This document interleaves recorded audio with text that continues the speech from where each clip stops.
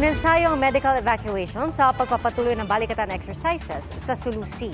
Ang Chinese Ministry of Defense naman naghayag ng pagtutol sa anila'y pakikialam ng mga tagalabas. Saksi si Ian Cruz.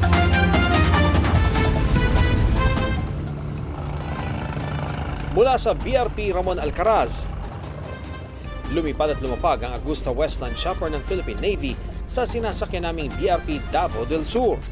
Sa cross-deck landing, inensayo kung ano ang dapat gawin kung may casualty o sugatan na kailangang ilikas. Bahagi ito ng Balikatan Exercise 2024 ito sa Northeast Palawan sa Sulu Sea. Maraming gamit itong cross-deck landings, kagaya na lamang ng medical evacuation ng mga tropa na sugatan at ginagamit dito sa pagdadala ng mga halagang gamit dito sa barko o sa pagsasakay ng mga sundalo papunta at paalis nitong barko. Sa isa pang simulation, inilipad sa aming barko ang isang sundalo mula sa ibang barko para sa medical evacuation. Sa unang pagkakataon, ang Airbus helicopter naman mula sa French frigate na Vendémiaire ang nag-touch and go sa BRP Davao del Sur. Pagsasana ito sa pagtanggap ng air assets mula sa ating mga kaalyado. Kailangan mahasa yung ating flight deck crew and ating helicopter control officer. At the same time, yung bridge natin for the synchronized movement ng aircraft at the same time ng ating barko.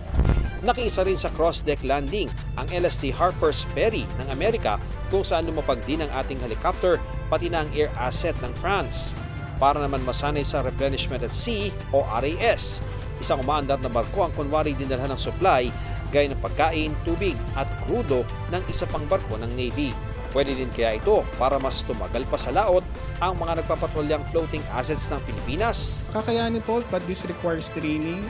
Mula rito sa Sulu Sea ay lilipat ang pagsasanay sa West Philippine Sea. Isa sa gagawin sa labas ng 12 nautical miles na territorial waters ng bansa, ang Maritime Search and Rescue. How to help yung mga nangangailangan, especially at sea. Maraming pagkakataon na nakatanggap ng radio challenge ang mga barko ng Pilipinas mula sa China, pero hindi naman daw ito magiging hadlang para ipagpatuloy ang maritime exercise.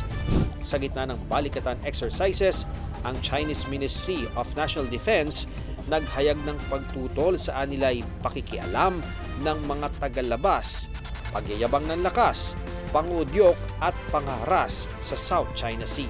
Masusing binabantayan daw ito ng Chinese military at magsasagawa ng hakbang. The exercise is not about any foreign aggressors or kung sino man yung mga threats na meron tayo sa West Philippine Sea.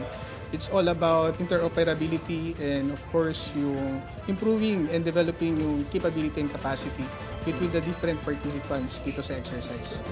Wala rito sa Sulu Sea sa Northeast Palawan, para sa GMA Integrated News, Ian Cruz ang inyong saksi. Mga kapuso, sama-sama tayong maging saksi. Mag-subscribe sa GMA Integrated News sa YouTube at para sa mga kapuso abroad, samahan niyo kami sa GMA Pinoy TV at sa www.gmanews.tv.